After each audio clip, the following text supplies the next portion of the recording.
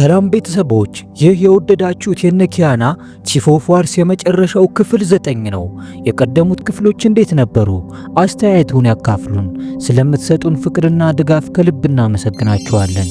ምዕራፍ 1ን ዛሬ በዚህ ቪዲዮ የምንቋጨው ይሆናል። ለማስታወስ ያህል ከዚህ በፊት በነበሩት ክፍሎች ካሜሃሜሃ በነገዱ አንድ ወንድ ልጅ ተወልዶለት በደስታ በዓሉን ሲያከብር እንደነበር፣ ስፔናውያኑ ነጋዴዎች ወደ ጫካው ገብተው ዛፎችን ሲቆርጡ በጎሳው አባላት እንደተያዙ፣ ከደሴቲቱም ሲባረሩ በእልህ ካፕቴኑ በጠመንጃና በመድፍ ንጹሃንን እንዳስጨፈጨፈ፣ የኪያና ወንድም ናማኪ እንደሞተና ሚስቱ ሃኬ በአኦኒ እንደተደፈረች፣ ተጣልተው የነበሩት ኪያናና ካሜሃሜሃ እንደታረቁና ሁለቱም ጎሳዎች ለጦርነት ሲዘጋጁ ነበር ያቆምነው። ክፍል 9 የሚጀምረው ደግሞ የዚህ ቪዲዮ የክብር ስፖንሰራችን ህልሞን እውን የሚያደርገው ቪው አፓርትመንት ነው። ለበለጠ መረጃና ለሳይት ጉብኝት በስልክ ቁጥር 0994 375094 ላይ ደወል ሊያደርጉ በክብር ይስተናገዳሉ። እንዲሁም ምርትና አገልግሎቱን ማስተዋወቅ ለሚፈልጉ ሁሉ በራችን ክፍት ነው። ክፍል 9 የሚጀምረው ደግሞ በነ ካሜሃሜሃ ነገድ ውስጥ ኪዋአ የጦር አዛዥ ተደርጎ እየተሾመ ነው። ካሜ ለኪያና ማዕረጉን ከሰጠው በኋላ በመቀጠልም ካሁማኑን ወደ ምክር ቤቱ ጋበዛት። ከዛም የምክር ቤቱ ቋሚ አባል ተደርጋ እንደምትሾም ሲናገር ሁሉም የምክር ቤቱ ሰዎች አጉረመረሙ። እንዴት አንዲት ሴት ለወንዶች ብቻ በተዘጋጀ ምክር ቤት ውስጥ ትገባለች ብለው ተበሳጩ። ነገር ግን ካሜ ብስጭታቸውን ችላ ብሎ ካሁማኑ ከምክር ቤቱ አባላት አንዷ ሆና እንደተመረጠችና የእሷ ምክር ይበልጥ እንደሚያስፈልጋቸው ገለጸ። ግን ከኪያና በቀር ሁሉም የምክር ቤቱ አባላት ደስተኛ አልነበሩም።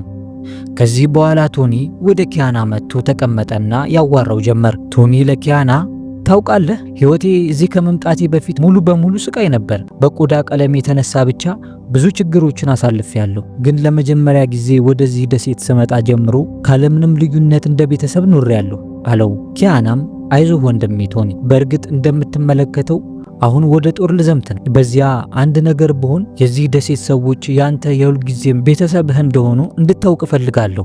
ስለዚህ አንተ የሁላችንም ወንድም ነህ ብሎ ልባዊ ሰላምታ ሰጠው። ቶኒም በኪያና መልካም ቃላት እጅጉን ተጽናና። ኪያና የጦር መሳሪያውን እየፈተሸ ሳለ ወንድሙ ናማኪ መጣና ወንድሜ ይቅር በለኝ፣ እኛ ወደ ጦርነት ልንገባ ነውና መመለሳችንን ማንም የሚያውቅ የለም።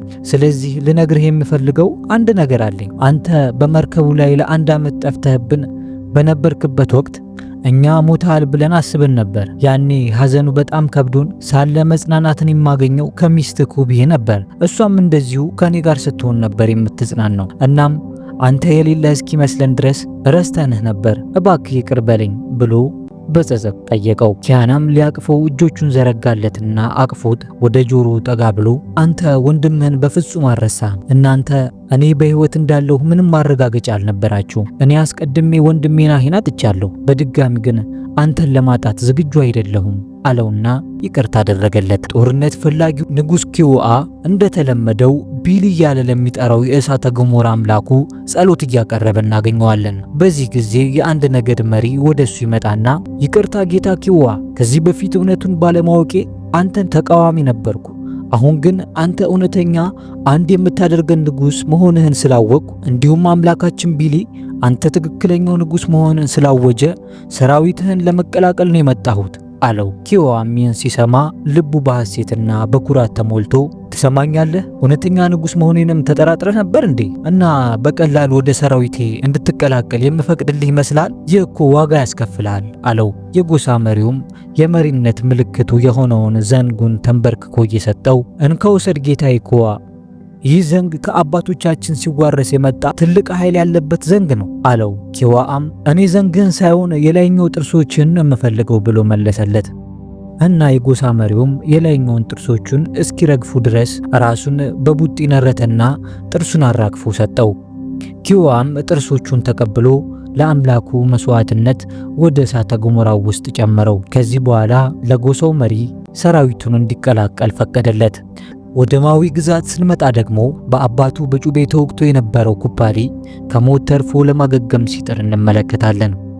በዚያው ቅጽበት የንጉሱ ጠባቂዎች የኩፓሊን ጓደኛ ከጎሳው ጠፍቶ ሊያመልጥ ሲል ይዘውት ወደ ንጉስ ካኪል ያመጡት። ንጉሱም የሀገር ከዳተኛ ነው ብሎ አንገቱ ላይ ገመድ አጥልቆ ሊያስገድለው እየተዘጋጀ ሳለ ልጁ ኩፓሊ እባክህ አባቴ ተው፣ ከኃጢአቱ እኔ ራሴ አነጻዋለሁ ብሎ ለመነለት። ካኪልም የልጁን ልመና ሰምቶ ጓደኛውን ቅጣቱን ተውለት። ወደ ካሁማኑ ስንመጣ ደግሞ ወደ ኪያና ጋር ትሄድና ምን ሆነሃል? ምን እያስጨነቀህ ነው ብላ ጠየቀችው። ኪያናም ነገሮች ከቁጥጥራችን ውጪ እንዳይሆኑ ሰግቻለሁ፣ ምክንያቱም ኪዋ ሰራዊቱን በደንብ አሰልጥኗል፣ ከካኪሊም ተዋጊዎችን አግኝቷል። በተጨማሪም የእሳተ ገሞራ አማልክት ቢሊ ከሱ ጋር ነው። ይህን ሁሉ ሳስበው እንዳንጠፋ ሰግቻለሁ አላት። ካሁማኑም አትሳሳት ኪያና፣ ቀያፍ ያላቸው ዘመናዊ የጦር መሳሪያዎች ከኛ ጋር መሆናቸውን አስታውስ ስትለው ኪያና በጣም ተረጋጋ። ከዚህ በኋላ ኪያና በባሏ ሞት ከልቧ አዝና ተኩራምታ ወደ ተቀመጠችው ሀኬ ሄደና ታውቂያለሽ፣ በዚህ ሰዓት ምን እንደሚሰማሽ እረዳለሁ። የትኛውንም ቃላት ብደረድር የሚሰማሽን ህመም ልገልጽ አልችልም አለና የባሏ የነበረውን የጦር ልብስ ሰጣት። ሀኬም ኪያና በዚህ ጦርነት አብሬህ በጀግንነት መዋጋት ፈልጋለሁ አለችው። ኪያናም ፈቀደላትና አቅፎ አጽናናት። በማግስቱ ጠዋት ሁሉም ነገዶች ለጦርነት ዝግጅት ማድረግ ጀመሩ። ኪያና የጦር ልብሱን ለበሰም። ካሁማኑም አዲሱን የማዕረግ ምልክቷን አጠለቁላት። ካሜ ለካሁማኑ ታውቂያለሽ፣ ዛሬ ይህ ጦርነት ተነስቶ ብዙ ሰው ባይሞት ደስታዬ ነበር። ይህ በጣም ነው የሚያሳዝነኝ አላትና ወደ ጦር አማልክቱ ተሰብስበው በመሄድ ሃይማኖታዊ ስርዓታቸውን መፈጸም ጀመሩ። ካሜሃሜሃም ጮክ ብሎ እባክህ አምላካችን ከኪዋ ጋር ለምናደርገው ጦርነት ብርታትንና ጥንካሬን ስጠን ብሎ ለመነም። በዚያው ቅጽበት አንድ ላባ ከአየር ላይ ወርዶ ኪያና ትከሻ ላይ አረፈም። ካሜሃም ኪያና ትክክለኛ የጦር ሰው መሆኑን ተረዳ። ጦርነቱን እንደሚያሸንፉ እርግጠኛ ሆነ። ሰራዊቱን ይዞ ወደ ግንባርም መዝመት ጀመረ። በተመሳሳይ ሰዓት እሳተ ገሞራው መፈንዳት ጀመረ። እነ ካሚም ወደ ጦር ሜዳው እንደደረሱ ጮክ ብሎ ለሰራዊቱ እነሆ ቅዱሱ ጦርነት ተጀመረ አለ።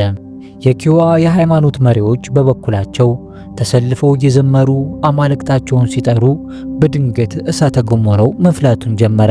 ኪዋና ተዋጊዎቹም በድል አድራጊነት መንፈስ ጮሁ። ጸሎታቸውን ከጨረሱ በኋላ ወደ ቃላት ፍልሚያ ገቡ። አኦኒም ወደፊት ወጣና በኩራትና ድፍረት እየተንጎማለለ እናንተ የመሬት ትል ስብስቦች፣ በኪያና ላይ ብቻ የምትተማመኑ የተክል አረሞች፣ በየጦርነቱ የሚሸሽ ፈሪ ሰውን መሪ አድርጋችኋል። የቱንም ግዛት የማይጠብቅ ሰው ኑ ግጠሙን እናንተ የባህር አሳዎች ብሎ ተሳደበ። ኪያናም መልስ ለመስጠት ወጣ። አኦኒ ማንነትህን ረሳኸው እንዴ? አንተ እኮ የትኛውም ንጉሥ እየመጣ እንደፈለገው የሚያረገ ተራ ውሻ ነህ። ሆድህን በጫካ ትሎች የምትሞላ ከአኪሊ ቡችላ። ከአኪሊ ና ሲል ትመጣለህ፣ ሂድ ሲል ትሄዳለህ። እንደ ውሻ የሚያወዛውዘው ጭራው እኮ ሆነሃል ብሎ ምላጭ የሆኑና የኪዋን ተዋጊዎች ሞራል የሚገሉ ቃላትን ወረወረ። አኦኒም ንዴቱን መቆጣጠር ተስኖት ኪያና ላይ ጦር እንዲወረወርበት ተዋጊዎቹን አዘዘ።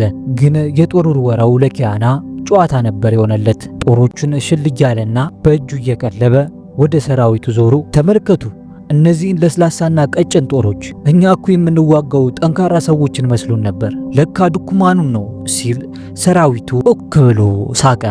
ያ ሳቅ ኪዋንና ሰራዊቱን በንዴት አሳበዳቸው። አኦኒም አሁንም ንዴቱን መቆጣጠር ተስኖት የመጀመሪያ ተዋጊ ቡድኑን ኪያናን እንዲገድሉት ላካቸው። ነገር ግን እንኳን ሊገድሉት ቀርቶ ካጠገቡ ሳይደርሱ የነቶኒ ጠመንጃ ራት ሆኑ። አኦኒም ሁለተኛ ቡድኑን በድጋሚ ላከ። አሁንም ግን ተመሳሳይ ነገር ገጠማቸው። ከዚህ በኋላ ኪያና ተዋጊዎቹን በሙሉ ውጊያውን እንዲጀምሩ አዘዘም። ድብልቅልቅ ያለው ጦርነትም ተጀመረ። ኪያና የወንድሙን ናማኪ ሞት ለመበቀል ጠመንጃ ከመጠቀም ይልቅ በእጅ መሳሪያው በመታገዝ የእሳት ክንዱን ያቀምሳቸው ጀመር። ናማኪ፣ ቶኒ፣ ካሁማኑ፣ ካሜሃሜሃና ኩብሂ በጀግንነት አንድ ሆነው ኃያል ክንዳቸውን በኪዋ ሰራዊት ላይ ያሳርፉ ጀመር። ወደ ኪያና የሚጠጋ አንድ የኪዋ ሰራዊት እንኳን አልነበረም። የነኪዋ የሃይማኖት ካህንም የጦር ጣዖቱን ይዞ በመጮህ ሲጸልይ ኪያና ተናዶ በቀጥታ ሄዶ ጸጥ አደረገው። ሲጮህበት የነበረው ምላሱንም በኪዋ ፊት አውጥቶ ዋጠው። ኪዋም ይህን ከሚያይ ቢሞት ይመርጥ ነበር። እሳተ ገሞራም ይበልጥ መንተክተክና መፍሰሱን ቀጥሏል። ሀኬም ከባሏ ገዳይና ከደፈራት አኦኒ ፊት ለፊት ተገናኘች። ያለምንም ማመንታት ልታጠቀው ብትሞክርም አኦኒ ግን የሚቀመስ አልነበረም። ወደ መሬት ወረወራትና አንቆ ሊገላት ሲል ከርቀት ካሁማኑ በጠመንጃ እግሩ ላይ ተኩሳ አስጣለቻት። ሐኪም በእልህ ላዩ ላይ ዘላ ወጣችበትና በመሳሪያዋ ትከሻውን በጠሰችለት። በተዘረረበትም በመርዝ ለውሰው የነበረውን ሹል የፀጉር ማስያዣዋን ፈታ ቀስ በቀስ ሆዱ ላይ፣ ደረቱ ላይና አይኑ ላይ በአሰቃቂ ሁኔታ ወጋጋችው። ይህ ሁሉ እልዋን ሳይወጣላት ቀርቶ ድንጋይ አምጥታ አፉ ላይ ከተተችና በኃይል ጨፍልቃ በሬ ረገጠው እንቁላል አስመሰለችው። እሳተ ገሞራው ይበልጥ መፈንዳቱን ቀጥሏል። ኪያናም በበኩሉ ምህረት የለሽ በሆነ ሁኔታ ደስ ሲለው በጦሩ ደስ ሲለው በጠመንጃው እየቀያየረ የኪዋን ተዋጊዎች እንደ ሙዳን ይለቅማቸው ነበር። ይህን ሲመለከት የነበረ አንድ የኪዋ ተዋጊ ወደ ኪያና ጦሩን ሲወረውር ኪያና ቀለበውና ወደ ራሱ በኃይል ወርውሮት ወደ እሳቱ ጨመረው። በዚያው ቅጽበት እሳተ ገሞራው ቁጣውን መታገስ አቅቶት የኪዋን ተዋጊዎች በሙሉ ይውጣቸው ጀመር። ኪዋም በመጮህ ለአምላኩ ቢሊ ባክ ቢሊ ማረኝ፣ በሕይወት አትርፈኝ እያለ መጸለዩን ቀጠለ። ነገር ግን እሳተ ገሞራው ሆኑ ቢሊ ከሱ ጋር አልነበሩም። በመጨረሻም ኪያና ወደ ኪዋ ሄዶ ሽጉጡን ደቀነና ሊገለው ሲል በመሃላቸው እሳተ ገሞራው ፈነዳ። ሁለቱም በፊናቸው ተዘረሩ። ኪዋ የተጠበሰ ስጋ መስሎ ነበር የሞተው። ኪያናም ሕይወት አልባ በድን መስሎ ወድቋል። በዚህ ጊዜ ካውማኑ ወደ ኪያና እየተንደረደረች መታ አቅፎ እያለቀሰች እባክህ ኪያና አትሙት አለችው። ይህን ሲመለከቱ ካሜሃሜሃና አባቷ ሞኩ በጣም ተገረሙ። ኪያናም መንቀሳቀስ ጀመረና ካውማኑን አቅፏት ተነሳ። ካሜሃሜሃም የሚናገረው ቃላት አጥሮት በጸጥታ ቆሟል። አቅፋው ወደ ላይ ስትወጣም ሁሉም ተዋጊዎች በድል አድራጊነት መንፈስ ለኪያና መዘመር ጀመሩ። ኪያናም በፍጹም ለኔ አታጨብጭቡ፣ መሪያችሁ ለሆነው ለካሜሃሜሃ አጨብጭቡለት አላቸውና ሁሉም ካሜሃሜሃን ማወደስ ሲጀምሩ ኪያናም ሄዶ ተቀላቅሏቸው ካሜሃን ማወደስ ቀጠለ። በዚህ መሃል የኪያና ሚስት ኩቢሄና ናማኪ በፍቅር ተቃቅፎ ቆመዋል። ሐኪም የሟች ባሏን የጦር ልብስ ታቅፋ በትካዜ ውስጥ ነች። ካሁማኑም ወደ ካሜ ጎን ስትመለስ ኪያና የሚሆነው ግራ ገብቶት ዝም ብሎ ናማኪን ያያቸው ነበር። ወደ ካኪሊ መንደር ስንመጣ ደግሞ የኩፓሊ ጓደኛ የነበረውና ከሞት የተረፈው ተዋጊ ለአንድ ግዳጅ ወደ ኪያና ጦርነት ተልኮ ተመልሶ መጣና ያየውን ነገር ሁሉ ለካኪሊ ነገረው። ካኪሊም ከሰማ በኋላ ምን ኪያና በሕይወት ተረፈ እንዴ? በጣም ጥሩ፣ አጥንቱን ፈጭቼ በልቼ ንካሪውን ልወስድ ፈልግ ስለነበር እንኳንም ተረፈ አለና ሰራዊቱን ተዘጋጁ ልናጠቃቸው እንሄዳለን ሲላዘዘም። በዚህም የምዕራፍ 1 የመጨረሻው ክፍል 9 በአጓጊ ሁኔታ ውስጥ ሆኖ ተጠናቀቀ። ምዕራፍ 2ን ለማየት አልጓጓችሁ? በመጀመሪያው ምዕራፍ ያስገረማችሁን ክስተት ኮሜንት ላይ ያስቀምጡልኝ። ሰብስክራይብ በማድረግ ሁሌም አብራችሁን ስለሆናችሁ ደስ ይለናል። የክብር ስፖንሰራችን ወደ ሆነው ህልሞን ኦን ወደሚያደርገው ቪው አፓርትመንት በስልክ ቁጥር 0994 375094 ላይ ደውል አድርጉና መረጃን ጠይቁ፣ በክብር ይስተናገዳሉ። ቪው አፓርትመንት ህልሞን ኦን የሚያደርግ። ስለተመለከቱን ከልብ እናመሰግናለን። ይህ ኢትዮ ፊልምስ ከውዬ ጋር የተሰኘው ቻናላችን ሁሌም ማክሰኞ፣ ሐሙስና ቅዳሜ ከምሽቱ 1 ሰዓት ላይ ሁሌም እንደዚህ አይነት ምርጥ ፊልሞችን ወደ እናንተ ያደርሳል። እናንተም ሰብስክራይብ በማድረግ ቤተሰብ ይሁኑ። ምክንያቱም ሰብስክራይብ ካረጉን ሁሌም አብረን ነን። የዚህ ቪዲዮ ስፖንሰራችን ህልሞን እውን የሚያደርገው ቪው አፓርትመንት ነው። የራስዎ ቤት ባለቤት ለመሆን አስበዋል? እንግዲያውስ 85% ግንባታ የተጠናቀቀው ቪው አፓርትመንት በ10 ወራት ውስጥ የህልሞን ቤት ተረክበው እንዲኖሩ ይጋብዞታል። ከ106 ካሬ ሜትር ጀምሮ የተዘጋጁት እነዚህ ዘመናዊ ቤቶች ምቾትና ዘላቂነት ባገናዘበ መልኩ ተገንብተዋል። እያንዳንዱ ፍሎር ላይ ለ4 ቤቶች 2 ሊፍት መኖሩ ደግሞ ምቾቱን ከፍ ያደርገዋል። ቪው አፓርትመንት ከሚያቀርባቸው ሁኔታዎች የቆሻሻ አወጋገድን ቀለል የሚያደርግ ጋርቤጅ ሹት አለው። የኤሌክትሪክ መቆጣጠርን ስጋት የሚያስወግድ ባካፕ ጄኔሬተር ተገጥሞለታል። በውሃ ችግር ሳይሳቀቁ በምቾት እንዲኖሩ በቂ የውሃ አቅርቦት አዘጋጅቶሎታል። ታዲያ ምን ይጠብቃሉ? 30% ብቻ ቅድመ ክፍያውን ከፍለው የተቀረውን ዘና ብለው በመክፈል የቤት ባለቤት የመሆን ህልሞን ያሳኩ ይሎታል። የበለጠ መረጃ ለማግኘትና ቤቱን ለመጎብኘት በስልክ ቁጥር 0994 375094 ላይ ደውሉ። ደግምሎታለሁ 0994 375094 ላይ ደውሉ። ቪው አፓርትመንት ከህልሞ ጋር የሚያገናኘው ድልድይ Sitaki usikia so simba so chumamba, tuzianga tosha kuujigamba nas. Sina maneno kwenye kanga, kazi ya kazi nyamba tuamba. Kabisa unaweza kusaki zaza, sizina fegi uchome kianda. Kalale wote noto zako za kitanda, si bado tuko macho ida ya wanga. Unamkanda kaza na kamba maufe, wani samba, masua miamba, masua anga. Wangaza anga.